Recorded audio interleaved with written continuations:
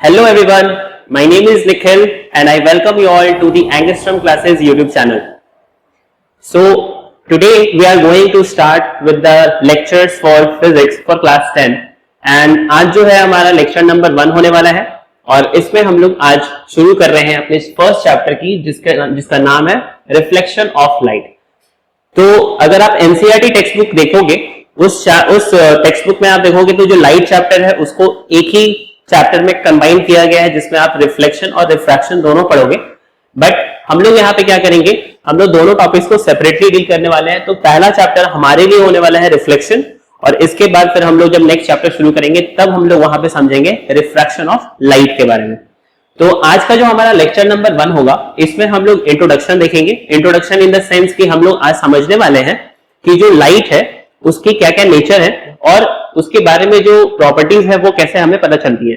और ये जो नेचर और प्रॉपर्टीज जब हम लोग समझ जाएंगे तो आगे आने वाले जो टॉपिक्स हैं उनको समझने में काफी ज्यादा ये हमारे हेल्प करने वाली हैं।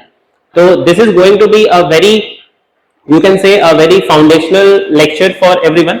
और अगर आप इस लेक्चर को बहुत अच्छे से सुनते हो और जो भी नोट्स है वो आप बनाते हो तो that will definitely help you to understand the upcoming topics of physics for class 10। So let us start without any delays. और जो लेक्चर है इसको हम लोग यहाँ पे कंटिन्यू रखने वाले हैं। तो मेक श्योर कि आप चैनल को सब्सक्राइब कर लीजिए जिससे कि वीडियोस जब अपलोड हो तो उसके नोटिफिकेशंस आपको मिल जाए और आप उन लेक्चर्स को मिस ना करो। तो एक सीक्वेंस में जब आप लेक्चर्स को फॉलो करोगे तो कॉन्सेप्ट्स भी आपको समझ में आएंगे, कोई डाउट भी नहीं रहने वाला आपका यहाँ पे। और साथ ही साथ जब हम लोग क्वेश्चंस सेशन करेंगे जहां पे हम लोग क्वेश्चंस को डील करेंगे उन लेक्चर्स में भी जब क्वेश्चंस को एक्सप्लेन किया जाएगा, जब क्वेश्चंस हम लोग बनाएंगे साथ में मिलके, तो आप देखोगे कि जो कॉन्सेप्ट्स आप पढ़ रहे हो वो काफी ज्यादा आपको हेल्प करने वाली है वहां पे। So let's start with the session. और क्योंकि आज का जो लेक्चर होने वाला है वो एक बेसिक लेक्चर होने वाला है तो आज मैं अपनी तरफ से पूरी कोशिश करूंगा कि आपको लाइट के जो नेचर है, क्या क्या नेचर को शो करती हैं और कैसे हमें उनका पता चला, और साथ ही साथ हम लोग यहाँ पे जो प्रॉपर्टीज है लाइट की उसको समझने की आज पूरी तरीके से कोशिश करने वाले हैं। So let's get started. And सबसे पहले मैं आपको यहाँ पे एक बता दूं कि आज का जो पहला टॉपिक होने वाला है इस चैप्टर का that is dual nature of light. तो जैसे मैंने आपको बताया कि आज हम लोग लाइट के नेचर के बारे में समझने वाले हैं। तो लाइट के नेचर के बारे में कहने का मतलब क्या है कि लाइट जो है वो डुअल नेचर शो करती है। अब डुअल नेचर कहने का क्या मतलब है इसको हम लोग एक बार अच्छे से समझने की कोशिश करते हैं। तो डुअल नेचर कहने का मतलब क्या है कि जब हमने लाइट के बारे में पढ़ना शुरू किया, जैसे आपने जूनियर क्लासेस में भी क्लास 7-8 में भी लाइट के बारे में पढ़ रखा है, तो कहीं ना कहीं आपको लाइट का एक थोड़ा बहुत आइडिया तो ऑलरेडी है कि लाइट क्या होता है। बट फिर भी मैं आपको एक बार बता दूं कि लाइट इज एक्चुअली, अगर हम लोग यहाँ पे लाइट की बात करें, so light it is a form of energy. ठीक है, it is a form of energy which gives us a sensation of vision, या इसी को हम लोग कह सकते हैं साइट और साइट। तो सेंसेशन ऑफ विजन और साइट यानी कि देखने की जो क्षमता है हमें, हमारे पास 5 सेंस ऑर्गन्स है जिसमें से एक सेंस ऑर्गन हमारा आईज है। तो आईज जो है उसको सेंस यानी कि हम अपने नेचर को, हम अपने सराउंडिंग को, जो भी ऑब्जेक्ट्स है उसको कैसे देख पाते हैं। तो हमारे आईज में कुछ सेल्स होते हैं जो कि लाइट सेंसिटिव सेल्स होते हैं। तो जब लाइट उन सेंसिटिव सेल्स के ऊपर गिरती है, जब उनके साथ इंटरैक्ट करती है, तो हम अपने आसपास के नेचर को देख सकते हैं। तो दैट इज व्हाई लाइट क्या करता है कि एनर्जी कैरी करता है और वो एनर्जी हमें अपने आसपास के नेचर को देखने का एक विजन प्रोवाइड करती है और हम लोग अपने नेचर को एडमायर कर सकते हैं।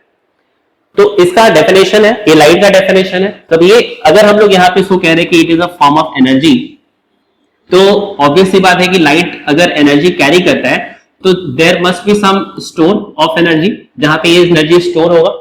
अब उस स्टोर को हम लोग क्या कहते हैं, the energy where the light, और यू कैन से कि light where the energy is stored, that store is basically it's particles, the particles of light.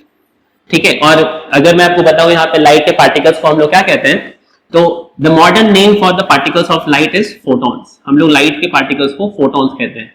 अब ये फोटॉन्स कहीं ना कहीं, आप देखो फोटो का मतलब होता है लाइट, जैसे आपने पढ़ा होगा फोटोसिंथेसिस नाम का एक प्रोसेस होता है, राइट, फोटोसिंथेसिस। सो फोटोसिंथेसिस में आप देखोगे यहाँ पे फोटो वर्ड जो आ रहा है, तो इसका मतलब होता है लाइट। तो जब ग्रीन प्लांट्स लाइट के प्रेजेंस में अपने फूड प्रिपेयर करती हैं, तो that process is called photosynthesis, और ये लाइट के वजह से ही होगा, यानी कि लाइट एक इंपॉर्टेंट पार्ट है जिससे कि ये फोटोसिंथेसिस का प्रोसेस हो सकता है। Without light this process is not possible. तो अब ये जो फोटो है, फोटो क्या है? फोटो का मतलब होता है लाइट। तो लाइट के पार्टिकल्स को हम लोग कहते हैं फोटॉन्स। तो जब लाइट के बारे में हमने पढ़ना शुरू किया, तो it was around year 1675 where we have a very important scientist in the field of physics that is called Sir Isaac Newton.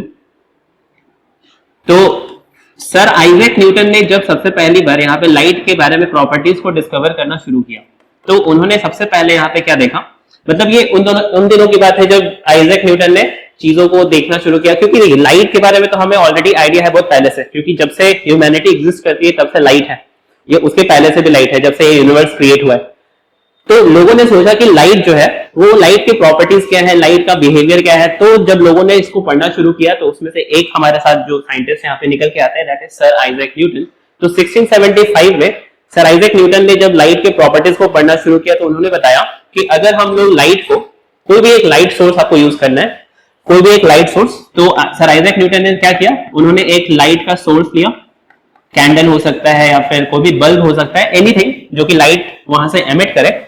अब इस लाइट सोर्स को जब किसी एक नैरो, आप कह सकते हो नैरो होल, बहुत ही पतला सा एक होल है, उस होल के थ्रू जब इस लाइट को पास कराया गया और दूसरी तरफ जब उसके पाथ को देखा गया, तो न्यूटन ने क्या देखा, न्यूटन ने ऑब्जर्व किया that light was travelling in a straight line, light was travelling in a straight line. और लाइट के इसी प्रॉपर्टी को, लाइट जब स्ट्रेट लाइन में ट्रैवल करता है, इसी प्रॉपर्टी को आपने कहीं ना कहीं पढ़ रखा है, इसी प्रॉपर्टी को हम लोग कहते हैं rectilinear propagation of light. So this property of light is called rectilinear property of light. तो रेक्टिलिनियर प्रॉपर्टी कहने का मतलब है when light is travelling in a straight line.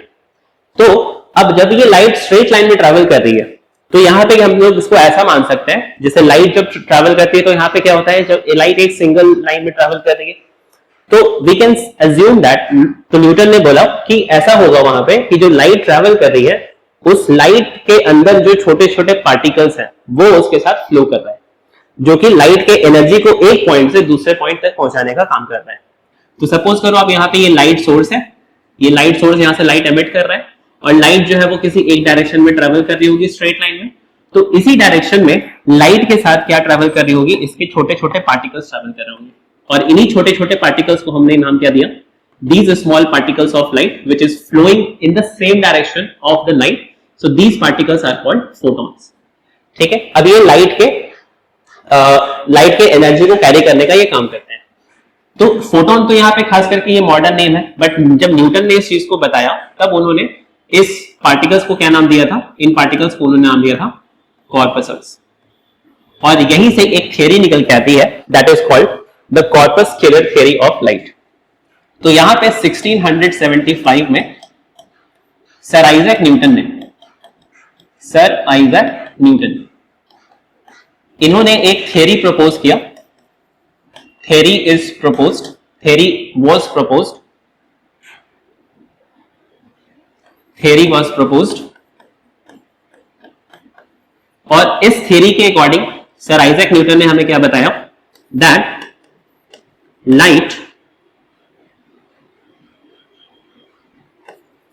light travels in a straight line। Light जो है वो straight line में travel कर रही है, right, light travels in a straight line. और साथ ही साथ यहां पे जो लाइट के पार्टिकल्स है, the particles of light, the light particles, they were named corpuscles, और इसी थियरी को हम लोग यहां पे नाम देते हैं, this theory is called the corpuscular theory of light. So corpuscular theory of light में न्यूटन ने क्या बताया कि लाइट जो है वो एक तो सीधी लाइन में ट्रैवल करती है, और जब वो ट्रैवल कर रही है तो उसके साथ जो एनर्जी कैरी करने का काम कर रहे हैं वो उनके पार्टिकल्स हैं, और उन पार्टिकल्स को उन्होंने नाम दिया था कॉर्पस्कल्स। और इसी से जो थियरी का नाम आता है that is corpuscular theory of light which was given in 1675. Okay, तो जब न्यूटन ने इस चीज को प्रपोज किया तो लोगों ने पूछा कि अगर कोई भी एक लाइट सोर्स अगर ये लाइट एमिट कर रहा है और लाइट जो है वो एक सीधी लाइन में ट्रेवल कर रही है, तो हर डायरेक्शन में ट्रेवल कर रही होगी, इधर भी जा रही होगी, इधर भी जा रही होगी, इधर भी जा रही होगी और इस तरफ भी, यानी कि ऑल डायरेक्शंस में, यानी कि जो लाइट के पार्टिकल्स है वो यहां से इस डायरेक्शन में भी जा रहे हैं, कुछ लाइट के पार्टिकल्स इधर भी जा रहे हैं, लाइट के पार्टिकल्स कुछ इधर भी जा रहे हैं और लाइट के पार्टिकल्स इधर भी जा रहे हैं. तो लाइट के पार्टिकल्स जब हर डायरेक्शन में ट्रेवल कर रहे हैं और ये लाइट पार्टिकल्स बेसिकली निकल कहां से रहे हैं, तो वो इस सोर्स से निकल रहे हैं. तो लोगों ने सोचा कि अगर ये सोर्स पार्टिकल्स को एमिट कर रहा है, particles are emitting from this source, और क्योंकि पार्टिकल्स है तो डेफिनेटली यहाँ पे क्या होगा, पार्टिकल्स के पास मास होगा, तो उस वजह से यहाँ पे क्या होना चाहिए था, बिकॉज न्यूटन ने भी बोला था कि दिस पार्टिकल्स कैरी सम मास. तो लोगों ने सोचा कि अगर ये पार्टिकल्स यहाँ से एमिट हो रहे हैं और उनके पास मास है, तो यहाँ पे ऐसा होना चाहिए था कि ये जो लाइट एमिटिंग सोर्स है इसका मास जो है वो विथ टाइम क्या होना चाहिए था, डिक्रीज होना चाहिए था विथ टाइम. बट यहाँ पे ऐसा बिल्कुल नहीं हो रहा था, क्योंकि अगर ये आप ऐसा सोचो कि अगर ये लाइट यहाँ से एमिट हो रहा है और उसके ये पार्टिकल्स भी यहाँ से निकल रहे हैं, तो ये सोर्स जो है उसकी मास यहाँ पे धीरे धीरे कम होनी चाहिए थी और एक टाइम ऐसा आना चाहिए था जब ये सोर्स यहाँ से बिल्कुल गायब हो जाना चाहिए था, अगर इसको हम लोग इनफाइनाइट टाइम के लिए ऑन करके छोड़ दे दो. तो न्यूटन ने इस चीज को यहाँ पे एक्सप्लेन करने में वो फेल हो गए. मतलब न्यूटन ने यहाँ पे इस चीज का एक प्रॉपर एक्सप्लेनेशन उन्होंने नहीं दिया कि लाइट अगर वहां पे मास है कॉर्पसल्स के अंदर, तो कॉर्पसल्स के पास अगर मास है तो यहाँ पे इस सोर्स का भी मास डिक्रीज होना चाहिए था. बट ऐसा कुछ ऑब्जर्वेशन हुआ नहीं, जिस वजह से इस थियरी को यहाँ पे क्या मिला, एक ड्रॉबैक मिला. There was a drawback to this theory. ठीक है, अब तो फिर अगर किसी थियरी को ड्रॉबैक मिलता है, ड्रॉबैक कहने का मतलब यहाँ पे इसमें कुछ कमियां निकल के आती हैं, तो उसको फिर क्या किया जाता है, सुधार किया जाता है. तो कुछ नई चीजें डिस्कवर की गई या डिस्कवर करने के लिए लोगों ने कोशिश किया, और जब नई चीजें पता चली तब जाके कहीं ना कहीं यहाँ पे कुछ और थियरीज यहाँ पे निकल के आते हैं. So let me tell you the another one. तो उसके पहले आप यहाँ पे एक इमेज देख सकते हो कि इस इमेज में यहाँ पे क्या दिखाया गया है. एक कोई तो सोर्स होगा जो कि लाइट यहाँ से एमिट कर रहा होगा, और लाइट जब इस ग्लास स्लैब के थ्रू पास कर रही है, तो यहाँ पे क्या हो रहा है, लाइट के पाथ में यहाँ पे बेंडिंग आ रहा है, और उसी वजह से लाइट अपने ओरिजिनल पाथ से क्या हो रहा है, जैसे लाइट ओरिजिनल इधर जा रहा था बट अब वो इधर जा रहा है, और यहाँ जाने के बाद जब ये वापस यहाँ से बाहर निकलेगा तो फिर से इसके पाथ में बेंडिंग हो, यानी कि पहले वो इधर जाना चाहिए था, अब वो फिर इधर जा रहा है. तो यहाँ पे आप देख सकते हो कि लाइट का जो ओरिजिनल पाथ था वो ये वाला था, बट इस मीडियम के होने की वजह से क्या हो गया, लाइट जो है वो अपने पाथ से थोड़ा डेविएट हो गया. तो इस फेनोमेना को हम लोग यहाँ पे रिफ्रैक्शन का नाम देते हैं. रिफ्रैक्शन बेसिकली कब होता है, जब लाइट एक मीडियम से दूसरे मीडियम में ट्रैवल करती है तो उसके पाथ में चेंजेस आते हैं, और इसी फेनोमेना को यहाँ पे हम लोग कहते हैं refraction of light. So this is the phenomena of refraction. Refraction का जो कॉन्सेप्ट है, यानी कि जो इससे रिलेटेड जो थियरीज वगैरह है, ये लगभग 1621 में दी गई थी, वे बिफोर 1675, जब न्यूटन ने कॉर्पस्कुलर थ्योरी यहाँ पे प्रपोज किया. उसके पहले ये रिफ्रैक्शन के बारे में 1621 में विलेब्रोड स्नेलियस ने यहाँ पे इस फेनोमेना को ऑलरेडी एक्सप्लेन कर दिया था. विलेब्रोड स्नेलियस, उन्होंने इस फेनोमेना से रिलेटेड कुछ लॉज भी बताए थे, जिसको हम लोग लॉज ऑफ रिफ्रैक्शन के नाम से जानते हैं, और कहीं ना कहीं उसमें से एक जो लॉ है उसका नाम इनके नाम पे ही है, दैट इज स्नेल्स लॉ. तो जब हम लोग अपना सेकंड चैप्टर पढ़ेंगे तो वहां पे हम लोग इस लॉ को भी डिस्कस करेंगे, that is Snell's law. Snell's law में बस ये बताया गया था कि लाइट अगर किसी एंगल पे आती है और जब ये यहाँ से रिफ्रैक्ट करती है, रिफ्रैक्ट करने के बाद जो यहाँ पे एंगल बनता है, उन दोनों के साइन वैल्यूज का जो रेशियो आता है वो हमेशा कांस्टेंट निकल के आता है, that is the Snell's law. ठीक है, अब यहाँ पे जो ये प्रॉपर्टी हो रहा है, ये जो बेंडिंग हो रहा है, इस बेंडिंग को एक्सप्लेन करने के लिए जब हम लोगों ने क्योंकि ये फेनोमेना तो पहले ही डिस्कवर किया गया था, और इसी फेनोमेना को वापस से जब एक्सप्लेन करने के लिए हमने कॉर्पस्कुलर थ्योरी का यूज किया, तो हालांकि कुछ हद तक इसको हम लोग एक्सप्लेन कर पाए थे, बट एक प्रॉपर एक्सप्लेनेशन इसका फिर भी नहीं आ पाया था. तो ऐसा क्यों हो रहा था कि जो कॉर्पस्कुलर थ्योरी है वो इस फेनोमेना को भी एक्सप्लेन करने में काफी हद तक फेल हो रही थी, मतलब एक प्रॉपर एक्सप्लेनेशन यहाँ पे नहीं दे पा रही थी. तब जाके यहाँ पे लोगों ने और चीजों को स्टडी करना शुरू किया, लाइट से रिलेटेड और भी बहुत सारे जो एक्सपेरिमेंट आप कह सकते हो कि हमने एक्सपेरिमेंट्स किए, और एक्सपेरिमेंट्स का जो रिजल्ट आया उससे फिर हमने कुछ यहाँ पे कंक्लूजन्स डिराइव किए, और उन कंक्लूजन्स के बेसिस पे हमने लाइट के कुछ और नेचर के बारे में पता किया। तो एक नेचर तो हमें ऑलरेडी न्यूटन ने बता दिया, दैट इज कॉर्पस्कुलर थ्योरी, जिसमें लाइट जो है वो पार्टिकल्स के जैसा बिहेव करता है। उसके बाद फिर यहाँ पे आप देखोगे तो एक ये वाला जो फेनोमेना, इस डायग्राम को एक्सप्लेन करने से पहले, इस इमेज को एक्सप्लेन करने से पहले let me tell you one thing कि यहाँ पे 1675 में, in 1675 we got the corpuscular theory of light, corpuscular theory of light।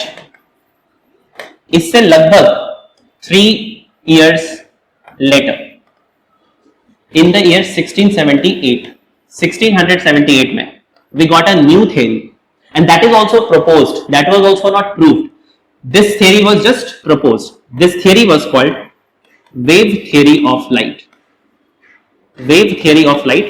और जैसा कि मैंने आपको बताया कि जो कॉर्पस्कुलर थ्योरी है वो उस रिफ्रैक्शन फेनोमेना को एक्सप्लेन नहीं कर पा रहा था, प्रॉपर तरीके से एक्सप्लेन नहीं कर पा रहा था, उस वजह से यहाँ पे, क्योंकि वहां पे क्या होता है, रिफ्रैक्शन में जब एक लाइट एक मीडियम से दूसरे मीडियम में एंटर करती है तो उसके स्पीड में चेंजेस आते हैं। अब स्पीड में जो चेंजेस आ रहे हैं उसको एक्सप्लेन करने के लिए जब हमने कॉर्पस्कुलर थ्योरी को यूज किया, यानी कि हमने लाइट को पार्टिकल्स के जैसा बिहेव किया था, लाइट को हमने एज अ पार्टिकल माना, तब वहां पे लाइट के स्पीड में चेंजेस को हमने एक्सप्लेन करने में, यहाँ पे लाइट की जो स्पीड की कमी हो रही थी वहां पे एक मीडियम से दूसरे मीडियम में जाने में, उसको वो थ्योरी, ये थ्योरी एक्सप्लेन नहीं कर पा रही थी। तब यहाँ पे कहीं ना कहीं हमें एक नई थ्योरी चाहिए थी। तो 3 साल का लगभग यहाँ पे स्टडी किया गया और तब जाके 1678 में हमें वेव थ्योरी ऑफ लाइट मिलती है। और इस थ्योरी को देने वाले जो हमारे साइंटिस्ट कह सकते हो आप, या फिजिसिस्ट हैं, या जो भी जिन्होंने इसका डिस्कवरी किया, जिन्होंने इसको खोजा, उनका नाम था Christian Huygens.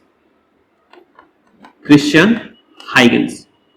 So Christian Huygens in the year 1678 proposed, this theory was again proposed by Christian Huygens। और Christian Huygens ने ऐसा क्या ऑब्जर्व किया होगा जिससे कि उन्होंने इसको वेव थ्योरी, यानी कि लाइट को एज अ वेव यहाँ पे माना, मतलब लाइट को एज अ वेव कंसीडर करना इन्होंने सही समझा। तो हम लोग यहाँ पे अब इसको एक बार समझते हैं कि ऐसा उन्होंने क्या ऑब्जर्व किया था। तो उसके लिए हम लोग यहाँ पे इस इमेज के ऊपर वापस आते हैं। यहाँ पे आप देखोगे तो ये बेसिकली है तो वाटर। अब अपने क्लास 9th में वेव्स के बारे में ऑलरेडी पढ़ रखा है ना, आपने वेव्स के बारे में पढ़ रखा है। जैसे यहाँ पे हम लोग एक बार वेव्स का भी डिस्कशन करते हैं कि क्या क्या वेव्स होते हैं। तो जैसे हम लोगों ने क्लास 9th में आपने वेव्स के बारे में डिस्कस कर रखा है, पढ़ा है। तो वेव्स 2 तरह के होते हैं, ठीक है। Waves are of 2 types. एक होते हैं हमारे मैकेनिकल वेव्स, मैकेनिकल वेव्स, और एक होते हैं हमारे non mechanical waves, non mechanical waves. अब ये मैकेनिकल वेव्स और नॉन मैकेनिकल वेव्स में क्या फर्क है? तो मैकेनिकल वेव्स हम लोग वैसे वेव्स को कहते हैं which require medium for propagation, right. वैसे वेव्स जिनको प्रोपगेशन के लिए मीडियम की जरूरत पड़े, वैसे वेव्स को हम लोग मैकेनिकल वेव्स कहते हैं। And on the other hand, non-mechanical waves are those waves which do not require any medium for propagation। इनको किसी मीडियम की जरूरत नहीं पड़ती। They can travel without any medium as well। Even if they are traveling in medium, that is fine, but they can even travel without medium। तो ये medium के बिना भी ट्रैवल कर सकते हैं। मीडियम के बिना कहने का मतलब they can travel in vacuum, they can travel in vacuum, वो वैक्यूम में भी ट्रैवल कर सकते हैं। अब यहाँ पे जब फर्दर हमने यहाँ पे देखा तो लाइट, अच्छा, तो वेव्स यहाँ पे 2 तरह के हो गए, non mechanical waves and mechanical waves. तो ये किस बेसिस पे हमने क्लासिफिकेशन किया है? This classification is on the basis of requirement of medium. तो अगर मीडियम की रिक्वायरमेंट होगी तो मैकेनिकल वेव है, अगर मीडियम की रिक्वायरमेंट नहीं है तो that is a non mechanical wave. इसके अलावा हम लोग वेव्स को यहाँ पे एक और तरीके से क्लासिफाई करते हैं, and what is that? It is classified on the basis of direction of motion of the particles of a medium। अगर लाइट मीडियम में ट्रैवल कर रही है, यानी कि अगर हम लोग मैकेनिकल वेव्स की बात करें तो mechanical waves are further classified into 2 different categories. तो आप ऐसा कह सकते हो कि वेव्स, मतलब जो मैकेनिकल वेव्स हैं उनको हम लोग यहाँ पे फर्दर 2 कैटेगरीज में डिवाइड कर रहे हैं, जिसमें से एक कैटेगरी को हम लोग यहाँ पे कहते हैं लॉन्जिट्यूडिनल वेव्स, लॉन्जिट्यूडिनल वेव्स, और जो सेकेंड कैटेगरी आती है हमारी वो है ट्रांसवर्स वेव्स। तो longitudinal waves and transverse waves में क्या डिफरेंस है? तो अगर हम लोग यहाँ पे लॉन्जिट्यूडिनल वेव्स की बात करें, जैसे आपने ऑलरेडी क्लास 9 में पढ़ रखा है तो यहाँ पे मान लेते हैं कि वेव जो है वो इस डायरेक्शन में ट्रेवल कर रही है किसी मीडियम में। अब उस मीडियम में कुछ मीडियम के पार्टिकल्स भी होंगे, तो let's say these are the medium particles, और लाइट जो वेव्स हैं, not light, just the waves are travelling in this direction. तो यहाँ पे क्या देखा गया कि जब वेव इस डायरेक्शन में ट्रैवल कर रही है तो इन मीडियम पार्टिकल्स के बीच में जो ऑसिलेशन देखने को मिला, they are parallel to the direction of propagation of light. यानी कि जिस डायरेक्शन में वेव ट्रैवल कर रही है उसी डायरेक्शन में ये मीडियम पार्टिकल्स क्या कर रहे हैं, अपने मेन पोजीशन के अबाउट ऑसिलेशन परफॉर्म कर रहे हैं। So that kind of wave in which the medium particles oscillate in the direction parallel to the direction of propagation of waves are called longitudinal waves. तो यहाँ पे जो direction of oscillation of particles, अगर हम लोग oscillation particles के oscillation के direction की बात करें तो direction of oscillation of particles अगर ये parallel है, if this is parallel to the direction of propagation of wave, so such waves are called longitudinal waves. अब ट्रांसवर्स वेव में क्या होता है, सो सपोज करो ट्रांसवर्स वेव जो है वो इस तरफ मूव कर रहा है और ये रहे हमारे मीडियम पार्टिकल्स।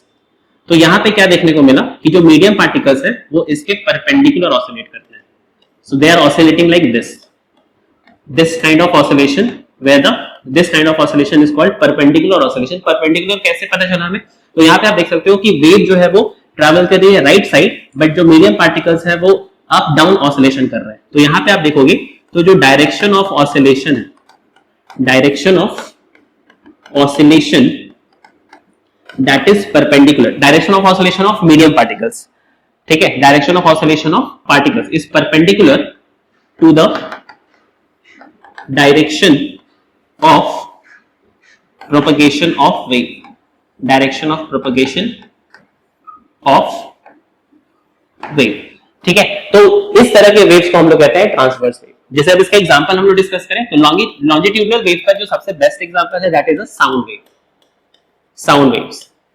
और साउंड वेव्स जब मोशन करती है तो यहाँ पे क्या करती है कि वो रीजंस क्रिएट करते हैं कंप्रेशन और रेयरफैक्शन के, तो दैट इज व्हाई, इसलिए हम लोग यहाँ पे कभी कभी लॉन्जिट्यूडनल वेव्स को कंप्रेशनल वेव्स भी कहते हैं, ठीक है। तो one of the example for longitudinal wave is sound wave. उसी तरीके से अगर हम लोग ट्रांसवर्स वेव के एग्जांपल की बात करें तो इसका जो एक सबसे बेस्ट एग्जांपल आता है that is the ripples in the water, ripples in the water. यानी कि अगर हम लोग सपोज करो ये पॉन्ड है, इस पॉन्ड में अगर ये वाटर बिल्कुल स्टिल वाटर है, अगर हम लोग इसको स्टिल वाटर कंसीडर करें तो इस स्टिल वाटर में अगर हम लोग एक छोटा सा पेबल इसको थ्रो करते हैं तो यहाँ पे क्या होता है, ये इस तरह के रिपल्स फॉर्म करती है और ये रिपल्स जो है वो इस तरह से आगे प्रोपेगेट करती है। तो ये रिपल्स का जो मोशन अब देखने को मिलता है कि जैसे वेव्स आगे की तरफ जा रही हैं, the waves are going in this direction from the source of disturbance, और यहाँ पे जो पार्टिकल्स है वो ऑसिलेट कैसे कर रही है, तो that is oscillating up and down, that is perpendicular to the direction of propagation of wave. So this is an example of ripples formed in the water when it is disturbed, that is an example of transverse wave. अब यहाँ पे ये वाला जो wave है इसको हम लोग यहाँ पे काफी ज्यादा भी यूज करने वाले हैं, यानी कि ट्रांसवर्स वेव के ऊपर हमारा ज्यादा भी फोकस होने वाला है। और ट्रांसवर्स वेव में जब ये वेव्स मोशन करती है तो they create such kind of formation. और यहाँ पे आप जानते हो ये जो ऊपर की तरफ जब पार्टिकल ऊपर की तरफ जाते हैं, यानी कि इनका जब पॉजिटिव डिस्प्लेसमेंट होता है, सो that is called the crest.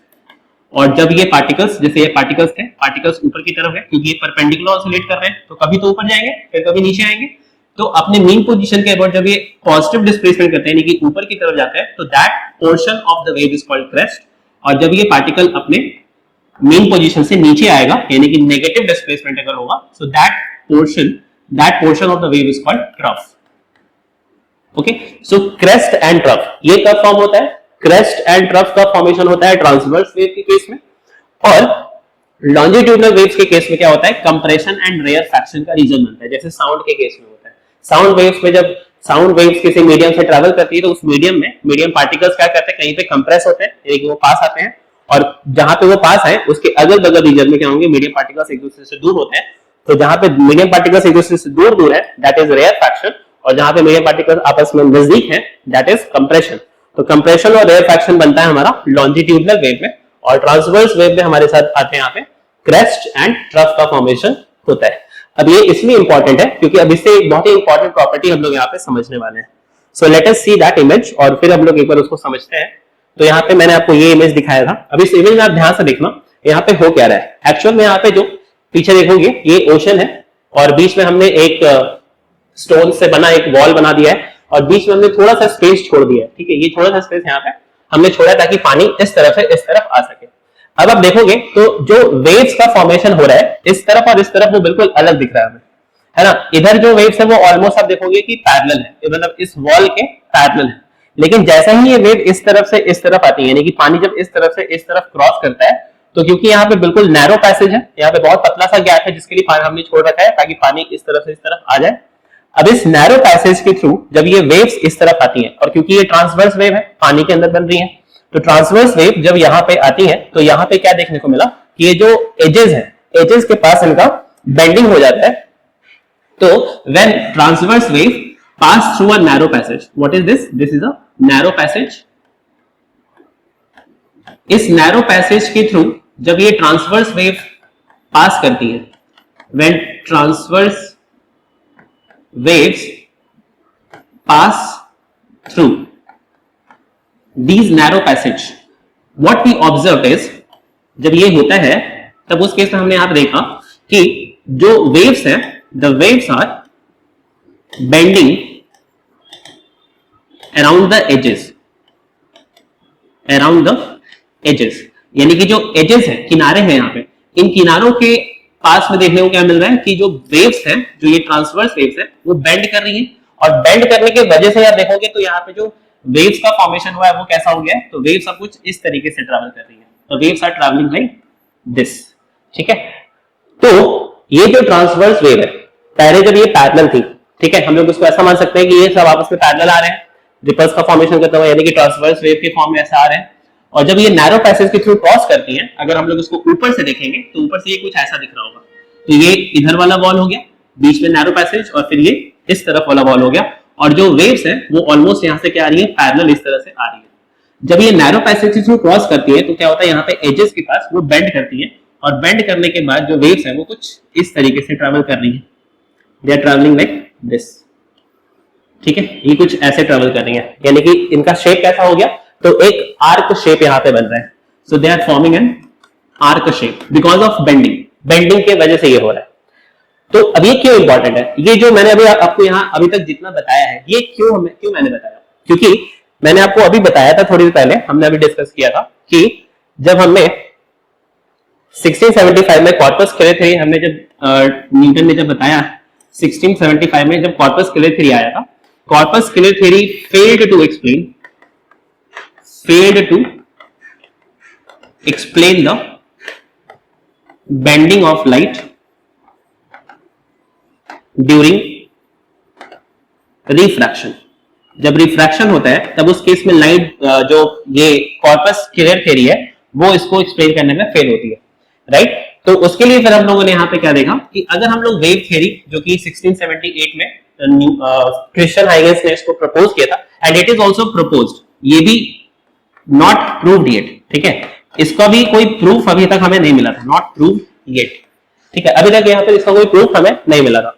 तो फिर भी अगर क्रिश्चियन हाइगेंस ने वेव थ्योरी को जब यूज किया टू एक्सप्लेन दैट फेनोमेना, ये फेनोमेना जो हमने अभी इमेज में देखा था, इस फेनोमेना को हम लोग यहाँ पे कहते हैं, this is the phenomena called, जब ये वेव्स एजेस के पास बेंड करती हैं, तो this phenomena is generally called diffraction. और आप देखोगे एनसीईआरटी में जो फर्स्ट पेज है चैप्टर का, वहां पे एक येलो बॉक्स है, उस बॉक्स में आपको इस टर्म का, मतलब ये टर्म आपको वहां पे देखने को मिलेगा, डाइफ्रैक्शन. तो डाइफ्रैक्शन क्या होता है? Diffraction is actually the bending of light, bending of not light only, bending of waves when, and what waves? Transverse waves. क्योंकि ये जो फेनोमेना है वो सिर्फ ट्रांसवर्स वेव में होता है, लॉन्जिट्यूडनल वेव में ये फेनोमेना नहीं हो सकता. तो diffraction is a phenomena which occurs in transverse waves when the waves pass through a very narrow passage. बहुत ही पतली सी जगह से अगर वो जब waves pass करती हैं, then what happens is the waves bend around the edges. जो waves है वो edges के पास क्या करती है? bend करती हैं और they form some shape like this, arc shape. So this phenomena is actually called the diffraction phenomena. अब ये diffraction phenomena जब हमने observe किया तो that is possible only because of wave nature. and that too of transverse wave. So now I'm going to show you another image जहां से अब हमें पता चलेगा कि एक्चुअल में हमने इतना डिस्कशन क्यों किया है. So now look at this image which you can write see on the board. अब इस इमेज में आप क्या देख रहे हो? तो एक्चुअल में ये जो पैटर्न बनाया गया है कैसे बनाया गया, let me explain that to you first. तो हमने करा क्या, हमने एक लेजर लाइट यूज किया है.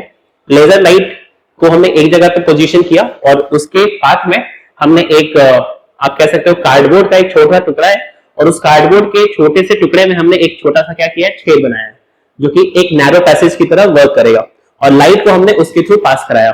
और इसी के जस्ट पीछे हमने एक स्क्रीन लगा रखा जिस स्क्रीन के ऊपर ये पैटर्न बन रहा है. अब ये जो पैटर्न बनता हुआ दिख रहा है आपको, ये कैसे बना? तो जब वो लेजर लाइट उस नैरो पैसेज के थ्रू, उस होल के थ्रू जब वो पास किया, तो उस पास जब वो लाइट वहां से पास कर रहा है क्योंकि वो नैरो पैसेज है, तो वहां पे एक्चुअल में हम लोग ऐसा मान सकते हैं, मतलब अगर कोई भी नॉर्मल पर्सन इसके बारे में अगर आप किसी से पूछोगे कि आप बताओ कि अगर वो लाइट इस छोटे से होल के थ्रू जब पास करेगा तो स्क्रीन के ऊपर कैसा क्या इमेज या किस तरह का पैटर्न बनना चाहिए था.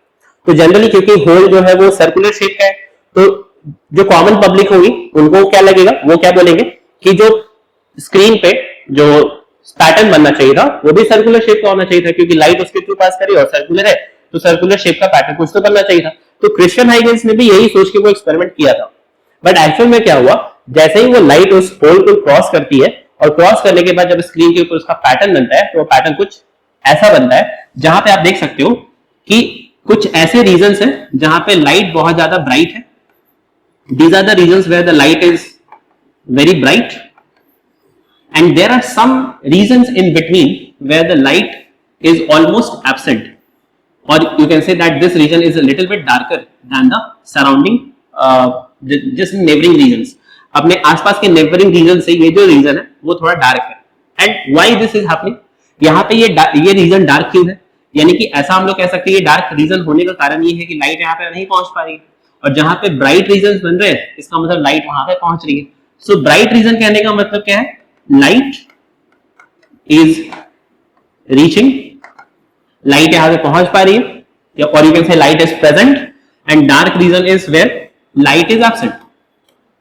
तभी तो ये रीजन डार्क बनेगा ना, लाइट इज एब्सेंट. अब लाइट यहां पे प्रेजेंट है और कहीं पे एब्सेंट है, ऐसा कैसे हो सकता है? क्योंकि लाइट तो उस होल के थ्रू पास कर रही है और उस स्क्रीन पे पहुंच रही है, लेकिन फिर ऐसा कैसे हुआ कि कहीं पे लाइट आया कहीं पे लाइट नहीं आया? सो एक्चुअली में this is happening because light has a wave nature. Light यहाँ पे वेव नेचर शो कर रही है. और कौन सा वेव है? So light is a transverse wave. तब हमने यहां से कंक्लूजन निकाला कि लाइट को अगर हम लोग मान लें कि वो ट्रांसवर्स वेव है, ट्रांसवर्स वेव है. ट्रांसवर्स वेव कहने का मतलब उनमें क्रेस्ट और ट्रफ का फॉर्मेशन हो रहा होगा. क्रेस्ट ट्रफ का फॉर्मेशन होता है. तो जब लाइट उस होल के थ्रू पास की तो पास होने से क्या हुआ, क्योंकि वो ट्रांसवर्स वेव है और हमने जो इमेज देखा था वहां पे एज के बेंडिंग हो रहा था, उस बेंडिंग की वजह से यहाँ पे कुछ ऐसा पैटर्न बन रहा है. अब ये पैटर्न बनने के पीछे का जो लॉजिक है उसको समझते हैं. तो हमने देखा, अब इसको करने के लिए हम लोग यहाँ पे एक ऐसा सपोज करें कि मान लेते हैं कि ये हमारा लाइट का सोर्स है. ठीक है, let's say this is the light source जहां से लाइट एमिट हो रही है. और फिर हमने यहाँ पे बीच में क्या लगा दिया, बीच में हमने एक छोटा सा होल बना दिया जिससे हमने लाइट को पास कराया. बहुत ही छोटा सा होल है. ठीक है, ऑलमोस्ट ये जो होल है इसका साइज जो होना चाहिए, the hole in the centre is almost of the size 0.5 to 1 mm. ये लगभग कितना होना चाहिए, 0.5 to 1 mm के आसपास ये साइज रखना है हमें. जब ये लाइट यहां से पास की, तो ये लाइट जब यहां से पास होकर बाहर निकली तो जो यहाँ पे पीछे हमने एक स्क्रीन लगा रखा था, ठीक है, इस स्क्रीन पे हमने क्या देखा, कहीं पे डार्क रीजन, कहीं पे मतलब ब्राइटनेस है, फिर बीच में डार्क, फिर ब्राइटनेस, फिर डार्क, फिर ब्राइटनेस, फिर डार्क, फिर ब्राइटनेस, डार्क, ब्राइटनेस. इस तरीके से ये पैटर्न जो है वो दोनों तरफ इस तरह से फॉर्म हो गया, जो कि हमने भी पीछे वाले इमेज में देखा है. तो अब इसको हम लोग एक्सप्लेन कैसे करेंगे? तो इसका एक्सप्लेनेशन बहुत सिंपल सा है. Let me help you explain this. हम लोग को बस ये कंसिडर करना है कि जो ये होल है, ठीक है, ये जो होल है यहाँ पे, ये इतना छोटा होल है कि जो ये वेव यहाँ से आ रही है, which is actually the transverse wave. ये जो ट्रांसवर्स वेव है हमारा, ये ट्रांसवर्स वेव्स जब इसके थ्रू पास कर रही है तो ये जो होल है इसके एजेस जो है वो क्या कर रही है, इस वेव को बेंड कर रही है, तो बेंड करने से क्या होगा, कुछ वेव ऊपर की तरफ जा रही है, कुछ वेव नीचे की तरफ जा रही है। तो अगर वहां से दो ऐसे आर्क बन रहे हैं तो हम लोग उसको ऐसा समझ सकते हैं कि जो एक वेव है, मतलब इसको अगर हम लोग दो सोर्स की तरह ट्रीट करें तो एक सोर्स से जो वेव्स निकल रही है कुछ ऐसे निकल रही है, क्रेस्ट और ट्रफ का फॉर्मेशन करते हैं क्योंकि ट्रांसवर्स वेव है। तो अगर ये सोर्स 1 से निकलने वाले वेव्स हैं, ठीक है, दो सोर्स मान लेते हैं क्योंकि यहां से ये स्प्लिट होगी, बेंड होगी, तो दो सोर्स बन जाएंगे। तो एक सोर्स 1 से ये वेव निकल रही है और एक सोर्स 2 से जो वेव निकल रही है वो भी हम लोग ऐसा माने कि वो बिल्कुल उसी फेज में निकल रही है जिस फेज में फर्स्ट वाले से निकल रही है, यानी कि क्रेस्ट और क्रेस्ट, ट्रफ और ट्रफ साथ में आके क्या कर रहे हैं, उस स्क्रीन पे मीट कर रहे हैं। तो अब आप देखोगे ध्यान से, तो क्रेस्ट का मतलब पॉजिटिव डिस्प्लेसमेंट और ये भी पॉजिटिव डिस्प्लेसमेंट है, और ट्रफ का मतलब नेगेटिव डिस्प्लेसमेंट। तो इसको अगर हम लोग यहाँ पे प्लस माने, इसको प्लस माने, इसको माइनस मान ले और इसको माइनस मान ले, तो जब ये दोनों वेव्स आपस में क्या करेंगे, इंटरफेयर करेंगी। इंटरफेयर करने का मतलब ये आपस में टकराएंगी, तो इनके वजह से जो यहाँ पे जो रिजल्टेंट वेव बनना चाहिए था, क्योंकि प्लस प्लस के साथ मिल रहा है और माइनस माइनस के साथ मिल रहा है, तो यहाँ पे एक और बड़ा सा वेव क्रिएट हो जाता है। तो यहाँ पे ये इन दोनों का सम हो जाएगा और ये इन दोनों का सम हो जाएगा। तो this is like another wave is created, जहां पे क्या हो रहा है कि दो वेव्स आई और वो आपस में मिली और दोनों वेव्स के जो क्रेस्ट है वो एक साथ मिल रहे हैं, ट्रफ एक साथ मिल रहे हैं। तो इस तरह के इंटरफेरेंस को हम लोग यहाँ बोलते हैं constructive interference. This kind of interference is called constructive interference. और एक और ऐसा केस हो सकता है ना, जिसमें अगर सोर्स 1 से आने वाले वेव्स इस तरह से आ रहे हैं, ये पॉजिटिव या नेगेटिव, और सोर्स 2 से जो आने वाले वेव्स है वो कुछ ऐसा आ रहे हैं, this is negative, this is positive. जब ये दोनों आपस में इंटरफेयर करेंगी तो आप देखोगे प्लस और माइनस ये दोनों आपस में कैंसिल कर देंगी, माइनस प्लस एक दूसरे को आपस में कैंसिल करेंगी और हमें यहाँ पे क्या मिलेगा, एक फ्लैट लाइन मिलने वाला है। यानी कि यहाँ पे हम लोग इस तरह के इंटरफेरेंस को क्या बोलते हैं, this kind of interference is called destructive interference. Destructive interference.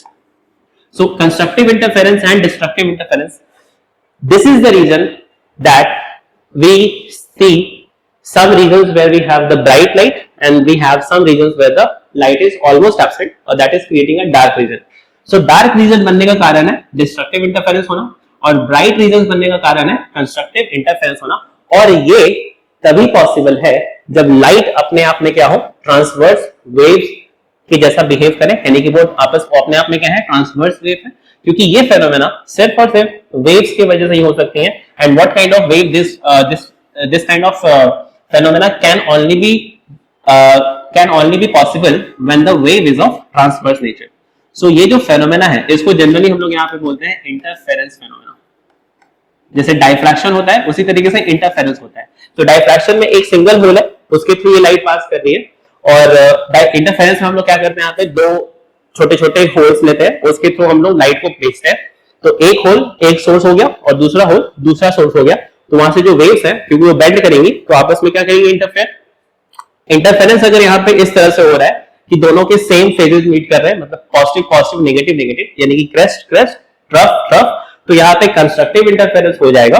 और जब क्रेस्ट ट्रफ के साथ और ट्रफ क्रेस्ट के साथ मिलेंगी तो यहाँ पे डिस्ट्रक्टिव इंटरफेरेंस होता है, जिस वजह से किसी किसी रीजन में आप देखोगे जो डार्क स्पॉट्स बन रहे हैं, और जहां पे कंस्ट्रक्टिव इंटरफेरेंस हो रहा होगा वहां पे ब्राइट लाइट्स का फॉर्मेशन हो रहा है। सो यहाँ पे आप देख सकते हो कि ये जो ब्राइट लाइट है ये किस वजह से हुआ, this is because of constructive interference, this is because of constructive interference. और ये जो डार्क लाइट्स है, ये जो डार्क रीजन्स बन रहे हैं, this is because of destructive interference, destructive interference. तो destructive interference or constructive interference, these two are possible only when we consider that light is a transverse wave and they have crest and trough, तभी जाके ये चीजें हो सकती हैं। So यहीं से फिर हमने ये जो आप कह सकते हो कि जो हमने ये वेव थ्योरी आया, ये वेव थ्योरी को हमने यहाँ पे इसको एक्सेप्ट किया, बट इसका कोई प्रूफ अभी फिलहाल हम लोग यहाँ पे ये दिखाए कि हाँ ऐसा क्यों हो रहा है। तो let me tell you now another story है। तो यहाँ पे आप देखते हैं हम लोग यहाँ पे क्या हो रहा है। तो एक्चुअल में एक बार हम लोग गो थ्रू करते हैं कि हमने अभी तक क्या क्या देखा। तो हमने 1675 से शुरू किया था। 1675 में आप जानते हो यहाँ पे corpuscular theory I, corpuscular theory of light, which was given by Sir Isaac Newton. Then after 3 years we entered 1678 when we got the wave theory of light. And यहाँ पे एक चीज इंपॉर्टेंट है, ये जो wave theory of light है that was just proposed that was not yet proved.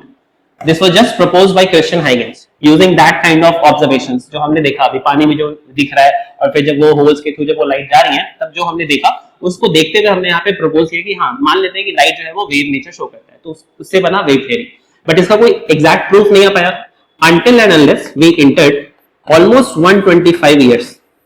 कितने साल के बाद? लगभग 125 years, which is almost you can say 1 century and a quarter century. We in the years 1803 1803 में यहां पे फाइनली ये जो वेव थ्योरी जो कि प्रपोज थी इसको फाइनली यहां पे प्रूव कर दिया गया. ओके, तो अब यहां पे आप लिख सकते हो कि that the wave theory got a proof. Wave theory got proved finally, and the scientist or the physicist who got the credit for this proof is basically known as Thomas Young. और आपने बहुत ही एक famous experiment है जिसका नाम है Young's double slit experiment. इसका video आप सर्च कर सकते हैं यूट्यूब पे ही जाके, यंग्स डबल स्लिट एक्सपेरिमेंट. ये बहुत ही फेमस एक्सपेरिमेंट है क्योंकि इसी एक्सपेरिमेंट को जो यंग ने परफॉर्म किया था, डबल स्लिट एक्सपेरिमेंट, इसी एक्सपेरिमेंट से हमने वेव थ्योरी को फाइनली क्या किया, प्रूव किया. और ये इसका प्रूफ हमारे पास आता है लगभग 1803 के आसपास में, जो कि लगभग 125 साल के बाद जब वेव थ्योरी को फाइनली प्रपोज किया गया था उससे 125 साल के बाद वेव थ्योरी को फाइनली हमने यहाँ पे प्रूव किया. And Thomas young was the scientist, was the physicist who proved this phenomena, this nature of light, this theory of light, and through the experiment called Young's double slit experiment. Right? अब फिर भी यहाँ पे अब क्या हुआ, जब 1803 के बाद जब फाइनली ये एस्टैब्लिश हो गया कि वेव जो लाइट है वो पार्टिकल नेचर भी शो कर रही है, क्योंकि कॉर्पस्कुलर थ्योरी भी जो यहाँ पे दिया गया था और इससे भी काफी सारे फेनोमेना को प्रूव किया गया, जैसे रिफ्लेक्शन वगैरह जो फेनोमेना है, basic phenomena of light, refraction, scattering. Scattering तो नहीं है, स्कैटरिंग को हम लोग वेव थ्योरी से ही प्रूव करते हैं. बट अगर हम लोग रिफ्लेक्शन की बात करें कि लाइट का जब रिफ्लेक्शन होता है, किसी सरफेस से लाइट टकराती है और फिर वो बाउंस बैक करती है उसी मीडियम में वापस से, तो that phenomena of reflection can be very well proved using the corpuscular theory. क्योंकि आप इसको ऐसा इमेजिन करो, अगर आप एक कॉस्को बॉल या टेनिस बॉल जो होती है, टेनिस बॉल को अगर हम लोग वॉल के ऊपर किसी हार्ड सरफेस के ऊपर थ्रो करते हैं तो जितने एंगल से वो उस सरफेस को हिट करती है उतने एंगल पे वो बाउंस बैक करती है. So that kind of same situation is happening when the light is striking any hard surface, क्योंकि उसके अंदर छोटे छोटे पार्टिकल्स हैं और उन पार्टिकल्स का जो नेचर है वो ऑलमोस्ट इलास्टिक है, तो वो टकराती हैं और वो उसी टेनिस बॉल के जैसा बिहेव करते हुए वहां से बाउंस बैक करती है. तो reflection can be proved using corpuscular theory. But उसके बाद जो फेनोमेना आई, रिफ्रैक्शन आ गई, डायफ्रैक्शन हो गए, इंटरफेरेंस हो गए, स्कैटरिंग हो गया, उनको कॉर्पस्कुलर थ्योरी से हम लोग प्रूफ नहीं कर पा रहे थे, तो उसके लिए हमने वेव थ्योरी को यूज किया. तो अब इससे एक चीज तो एस्टैब्लिश हो चुका है कि लाइट जो है वो पार्टिकल नेचर भी शो कर रहा है और that is also showing the wave nature. So that is why यहाँ पे जब दोनों नेचर आ जाता है ना, दोनों नेचर के होने की वजह से पार्टिकल नेचर भी है, light is considered to be of particle nature as well for phenomena such as reflection, as well as it also has the wave nature, where we use this nature to prove the phenomena like diffraction, interference, scattering. So these two nature is basically the nature of light, and because light के पास दो nature है, वो particle के जैसा भी behave कर सकती है, वेव के जैसा भी बिहेव कर सकती है. That is why we say light has a dual nature. So that is all about the dual nature of light. तो जो टॉपिक हमने यहाँ पे भी डिस्कस किया है, that is the dual nature of light. I hope सबको आपको यहाँ पे ये चीज क्लियर हुई. तो डुअल नेचर कहने का मतलब क्या है? Dual nature of light means light has both the natures. It is having the nature of particles, it behaves as a particle as well as it behave as a wave. So that is the dual nature of light. Okay, now let me show you another image and then finally we will conclude something. अब आप देखो इस image को ध्यान से देखना. इस image में ये नीचे एक मेटल का कोई तो प्लेट है, मेटल का शीट है. अब मेटल्स में क्या होते हैं? फ्री इलेक्ट्रॉन्स होते हैं. So this is a sheet of metal. Okay, let's say this is a sheet of metal and this is like it, क्योंकि मेटल है, so metal is also, metals are basically good conductors, and to make them good conductors we have a presence of free electrons. ठीक है, free electrons की वजह से ही यहाँ पे क्या होता है, जो मेटल्स होते हैं वो गुड कंडक्टर्स के जैसा बिहेव करते हैं. अब ये जो फ्री इलेक्ट्रॉन्स है ये इस मेटल के सरफेस पे कहीं पे भी फ्रीली मूव करते रहते हैं। तो यहाँ पे क्या किया गया, एक और एक्सपेरिमेंट किया गया which was done in the year 1903. Again, this was done by Albert Einstein. Albert Einstein was also curious. Albert Einstein is also a famous physicist, famous scientist. तो एल्बर्ट आइंस्टाइन भी काफी क्यूरियस थे light के properties को समझने में, light के ऊपर उन्होंने भी काफी सारा वर्क किया है। तो उन्होंने यहाँ पे 1903 में उन्होंने एक एक्सपेरिमेंट किया। एक्सपेरिमेंट नहीं कह सकते इसको, हाँ एक्सपेरिमेंट ही है, बट इससे एक नया इफेक्ट निकल के आता है, दैट इज यहाँ पे हम लोग इसको समझ रहे हैं। तो यहाँ पे आप देखोगे कि ये जो मेटल का शीट है इसमें काफी सारे फ्री इलेक्ट्रॉन्स हैं। तो यहाँ पे क्या है, एक लाइट का सोर्स लिया गया और जो लाइट का सोर्स है उससे लाइट को इन मेटल के प्लेट के ऊपर, इस सरफेस के ऊपर लाइट को यहाँ पे प्रोजेक्ट किया गया। तो जब लाइट इस मेटल के सरफेस पे फॉल कर रही थी तो यहाँ पे क्या देखा गया कि कुछ इलेक्ट्रॉन्स जो है, क्योंकि लाइट के पास एनर्जी है, light is carrying some kind of energy, तो लाइट जो है वो एनर्जी को कैरी कर रही है। तो वो एनर्जी जब इन इलेक्ट्रॉन्स को ट्रांसफर किया गया तो वो इलेक्ट्रॉन्स उस एनर्जी को गेन करके क्या किए, वो इस मेटल के शीट से बाहर निकल जाते हैं। So these electrons escape out of the surface of metal by gaining the energy from the light. ठीक है, तो वो जो लाइट से एनर्जी इनको मिली, उस एनर्जी को गेन करके वो क्या कर रहे थे, उस मेटल के शीट से वो बाहर निकल जा रहे थे। तो क्योंकि लाइट हमने यहाँ पे यूज किया, अब इस इफेक्ट को हम लोग क्या कहते हैं, ये जो फेनोमेना यहाँ पे हो रहा है इसको एक नाम दिया गया। सो let us understand how the name came. तो यहाँ पे हम लोग लाइट यूज कर रहे हैं। लाइट का मतलब क्या होता है, लाइट का एक और वर्ड हम लोग यूज करते हैं फोटो। अब यहाँ पे ये इलेक्ट्रॉन्स है, इलेक्ट्रॉन्स यहाँ से नॉक ऑफ हो रहे हैं, बाहर निकल रहे हैं। So because of that we detect some kind of current, तो photo electric effect. So that is how this effect got a name, photoelectric effect. So because of that, because of the light, because of the energy of the light, the electrons gaining the energy and they are getting knocked off from the surface of the metal, and these electrons are being detected as a current. So that is why this effect is called photoelectric effect. But now let us understand one thing. अगर हम लोग यहाँ पे ये माने कि light जो है वो वेव है, हमने यहाँ पे बना भी रखा है उसी तरीके से, तो लाइट अगर वेव है तो वेव में क्या होता है, जो एनर्जी होती है वो कंटिन्यूअस होती है, राइट। वेव जब एनर्जी कैरी करती है तो that is energy is always continuous. तो अगर हम लोग यहाँ पे ऐसा माने कि जो ये वेव है ये कंटिन्यूअस एनर्जी लेके आ रही है, तो कंटिन्यूअस एनर्जी की वजह से क्या हो रहा है कि जो इलेक्ट्रॉन्स हैं उनके ऊपर कंटिन्यूअस एनर्जी उनको मिल रहा है, और कंटिन्यूअस एनर्जी की वजह से क्या होना चाहिए था, ये इलेक्ट्रॉन्स यहाँ पे कंटिन्यूअसली बाहर निकलते रहने चाहिए थे। बट फिर वहां पे क्या देखा गया कि जो इलेक्ट्रॉन्स जब निकल रहे हैं ना, इलेक्ट्रॉन्स जब डिटेक्ट किए जा रहे हैं, तो electrons are not detected continuously. यहाँ पे इलेक्ट्रॉन्स का जो डिटेक्शन हो रहा है वो कंटिन्यूअस फॉर्म में नहीं है, that is in a discrete form. तो यहां से जो इलेक्ट्रॉन्स एस्केप कर रहे हैं, ये जो इलेक्ट्रॉन्स यहां से बाहर निकल रहे हैं, they are not continuously emitting from the surface, they are discretely emitting, they are discretely emitted. ठीक है, they are discretely emitted from the surface. तो अब कंटिन्यूअस एनर्जी की वजह से ये इलेक्ट्रॉन्स कंटिन्यूअसली यहाँ से एमिट होने चाहिए थे, बट हमने ऐसा देखा कि वहां पे एक्चुअल में वो एमिट हो तो रहे हैं बट डिस्क्रीटली एमिट हो रहे हैं, यानी कि बहुत लंबे समय के गैप के बाद एक इलेक्ट्रॉन्स या दो इलेक्ट्रॉन्स या तीन इलेक्ट्रॉन्स यहाँ पे निकल रहे हैं। बट लाइट जो है वो कंटिन्यूअसली उसके ऊपर मेटल सरफेस के ऊपर फॉल कराया जा रहा है, मेटल सरफेस के ऊपर उसको हमने प्रोजेक्ट कर रखा है, बट फिर भी यहाँ पे जो इलेक्ट्रॉन्स है वो कंटिन्यूअस ना होके डिस्क्रीट हो रहे हैं। तो फिर यहाँ पे न्यूटन ने सोचा कि अगर लाइट वेव है और इसके पास कंटिन्यूअस एनर्जी है तो इलेक्ट्रॉन्स तो कंटिन्यूअस होने चाहिए, बट ऐसा तो नहीं हो रहा है।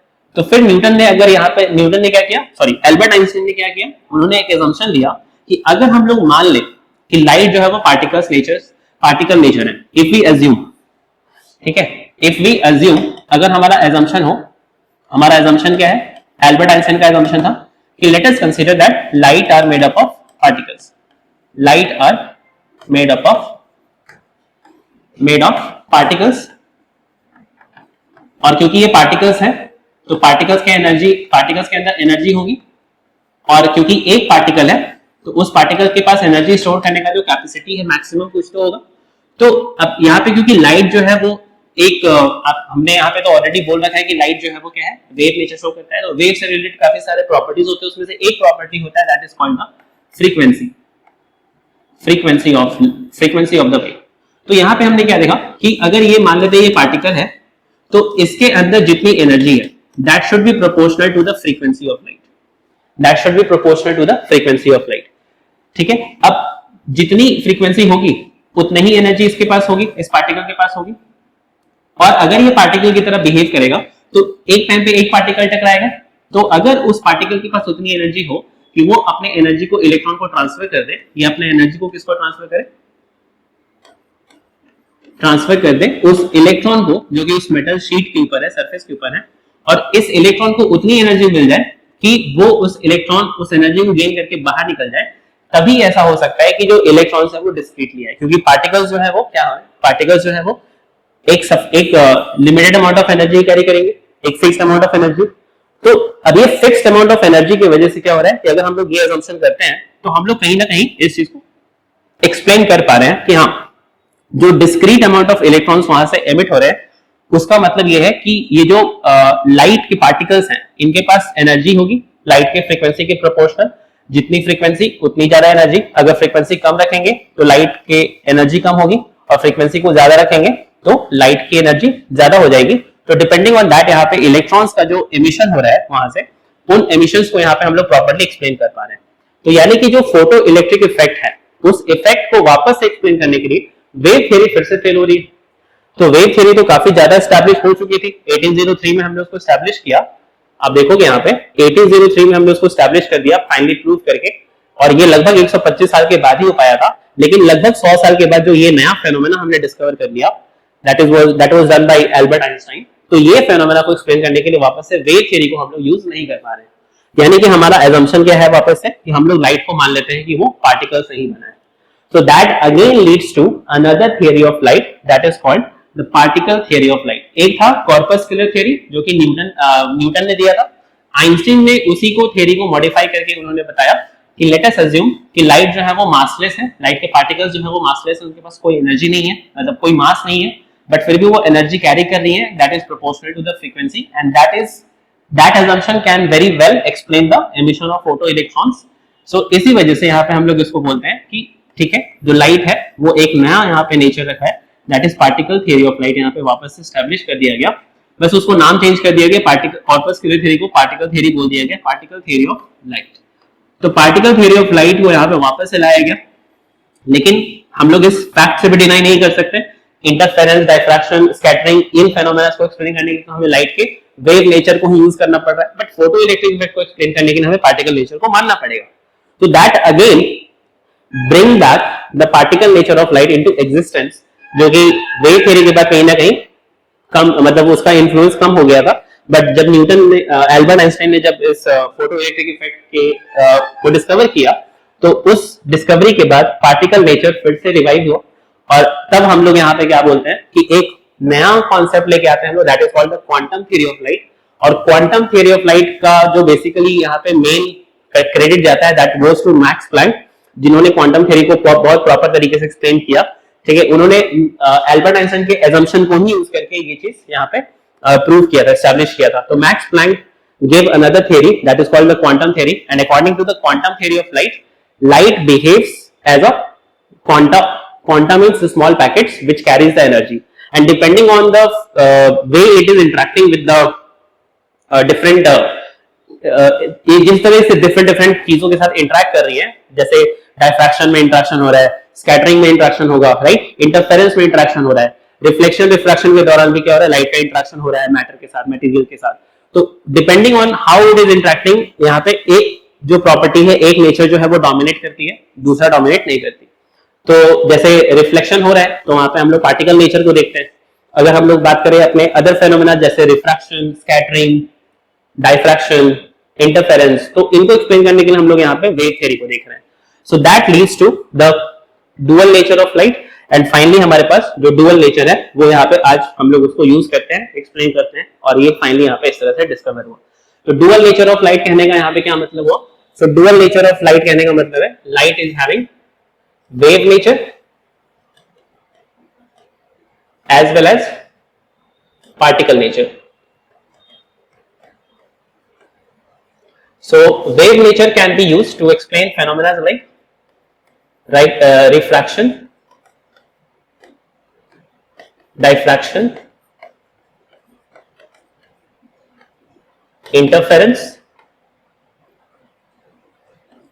and scattering. So एक्चुअल हमारे जो क्लास 10th के सिलेबस में हमें वेव नेचर को यूज करके हमें रिफ्रैक्शन और स्कैटरिंग पढ़ना है, राइट। और पार्टिकल नेचर जो है वो किन चीजों को एक्सप्लेन कर पाती है, तो पार्टिकल नेचर को यूज करके हम लोग रिफ्लेक्शन को एक्सप्लेन कर पाते हैं। और साथ ही साथ हम लोग यहाँ पे एक और जो अभी हमने फेनोमेना डिस्कवर किया था, that is photo electric effect. तो फोटो इलेक्ट्रिक इफेक्ट को भी एक्सप्लेन करने के लिए हम लोग यहाँ पे पार्टिकल नेचर को ही यूज करते हैं। सो हमें पढ़ना क्या क्या है अपने सिलेबस में, हमें रिफ्लेक्शन पढ़ना है, that is there, then we have refraction and then we also have to deal about scattering. तो ये तीन फेनोमेना हमें अपने क्लास 10th के सिलेबस में तो कवर करने ही है। बाकी जो फेनोमेना है वो हम लोग यहाँ पे, आप जब हायर लेवल पे जाके फिजिक्स पढ़ोगे 11th 12th में, तब आपको वहां पे ये सारे फेनोमेना के बारे में पढ़ाया जाएगा। सो that is the dual nature of light. अब यहाँ पे हम लोग बात कर लेते हैं जल्दी से कुछ प्रॉपर्टीज की। तो जो भी यहाँ पे अभी तक हमने डिस्कशन किया है उसमें बीच बीच में हमने जो प्रॉपर्टीज पढ़ी है उसी का एक लिस्ट यहाँ पे हम लोग रेडी कर लेते हैं। तो सबसे पहले यहाँ पे हम लोग प्रॉपर्टीज की बात करें, नंबर 1। तो पहला प्रॉपर्टी जो है वो ये है कि लाइट जब है ट्रेवल करती है तो कैसे ट्रेवल करती है, that travels in a straight line. तो यहाँ पे पहली प्रॉपर्टी तो यही है, light always travels in a straight line. Light always travels in a straight line. Then we have the second property. अब light अगर travel कर रही है, light is traveling in a straight line.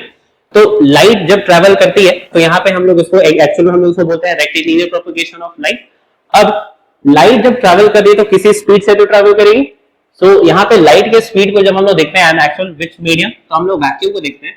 यानी कि वैक्यूम कहने का मतलब है कि अगर मान लो आप एक लाइट को हमने एक ऐसे मीडियम से पास कराया जो कि बिल्कुल मतलब वहां पे कोई भी मटेरियल नहीं है, कोई भी मटेरियल मीडियम नहीं है, दैट इज अ वैक्यूम। तो दैट मींस लाइट की जो स्पीड वहां पे देखी गई वो सबसे मैक्सिमम देखने को मिलती है। तो light can travel at a speed of, और वो स्पीड कितनी आती है, तो light can travel at a speed of 3 times 10⁻⁸ metre per second. तो एक्चुअल में ये तो वैल्यू जो है वो अप्रोक्सीमेटेड वैल्यू है। अगर हम लोग एग्जैक्ट वैल्यू की बात करें तो लाइट के स्पीड को हम लोग यहाँ पे c से डिनोट करते हैं। तो जो c की वैल्यू आती है वो आती है 2.99792,458 times 10⁻⁸ मीटर पर सेकेंड। और इसी वैल्यू को 2.99792,458 को अगर हम लोग नियरेस्ट होल नंबर की तरफ राउंड करते हैं तो that becomes 3 times 10⁸ metre per second. तो ये है लाइट की स्पीड वैक्यूम के अंदर। तो light can travel at a speed of this in vacuum में, राइट। बट लाइट सिर्फ वैक्यूम में ट्रैवल नहीं करती है, light can travel through any medium.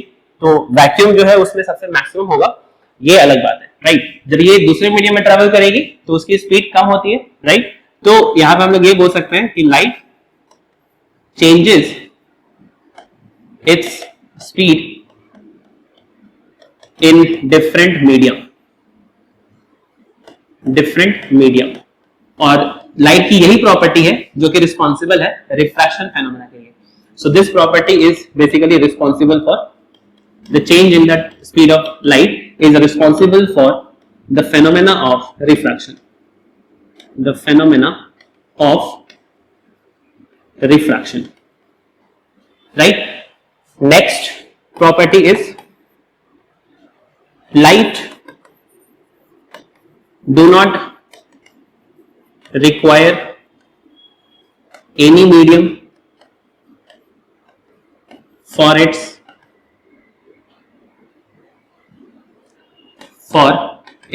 propagation।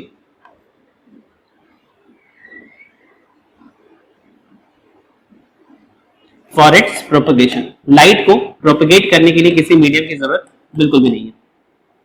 So these are the different properties. I think ये सारे प्रॉपर्टीज है जो कि हमें लाइट के बारे में हमें पता चली है, राइट। और या लाइट का एक और प्रॉपर्टी हम लोग यहाँ पे बोल सकते हैं, light has both the nature, dual nature and particle nature, but वो नेचर है। हम लोग प्रॉपर्टीज की बात करें तो ये लाइट की प्रॉपर्टीज है।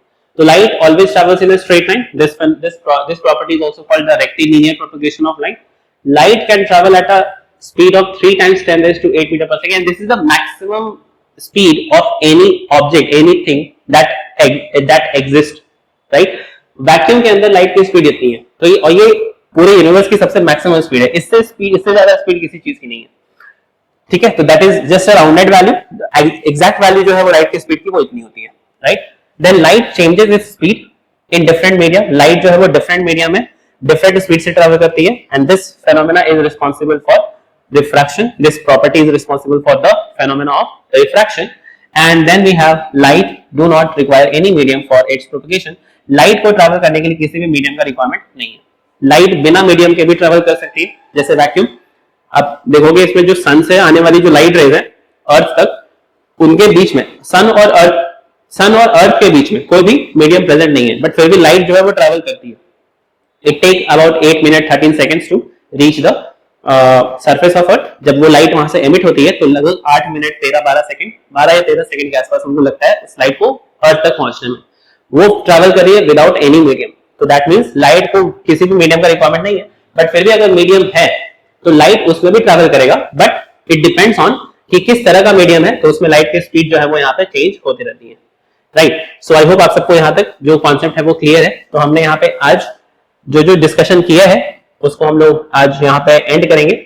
सो that is all for this lecture everyone. तो आई होप आप सबको आज का जो लेक्चर है, जो कि बिल्कुल बेसिक लेक्चर था, इसमें मैंने आपको बताया है कि किस तरीके से लाइट के नेचर के बारे में हमें पता चला, डुअल नेचर के बारे में पता चला, और फिर जो प्रॉपर्टीज हमने लास्ट में डिस्कस किया वो पूरे सेशन का एक समरी हो गया कि हमने जो प्रॉपर्टीज हमने डिस्कवरी नेचर को पढ़ने के लिए जब हमने उस चीज को डिस्कवर करना शुरू किया तो उन्हीं को हम लोग लाइट के प्रॉपर्टीज कहते हैं. तो आई होप आप सबको यहाँ पे जो आज का कॉन्सेप्ट है वो समझ में आया है. Now these concepts will be definitely useful when you are going to understand the other topics of light. तो वहां पे हम लोग इसको बहुत ज्यादा यूज करेंगे भी, ठीक है. So now in the next lecture we will start with the reflection, laws of reflection, and we will understand how reflection occurs from different type of surfaces. So next lecture हम लोग पूरी तरीके से reflection को समझने में use करने वाले हैं. तो make sure कि आप next lecture जरूर देखिए, right? And अगर आपको ये लेक्चर अच्छा लगा है तो डेफिनेटली लाइक कीजिएगा वीडियो को और अपने फ्रेंड्स के साथ सब्सक्राइब शेयर कीजिए. And if you are new to the channel, do subscribe, hit the bell icon so that you get all the notifications for the videos that will be uploaded just for you. So now we will meet in the next lecture. Thank you so much for being till the end of the video. अगर आप अभी भी यहाँ तक बने हो तो that means you are doing something differently. क्योंकि आज तो लोगों का जो टाइम स्पैन है फोकस का वो काफी कम हो चुका है, बट अगर आप अभी तक यहाँ पे फोकस्ड हो, अच्छे से सुना है सबको, जो कॉन्सेप्ट हमने डिस्कस किया, अगर आपने उसको अच्छे से सुन लिया तो that means you are already doing way ahead of others, right. Like 99% लोग जो है वो यहाँ तक नहीं पहुंच पाते, but you are there, so that means you are doing something different. So be with us like this only, and मिलते हैं नेक्स्ट लेक्चर में. Thank you so much for your time and have a very wonderful day ahead. Thank you for watching. Take care of yourself.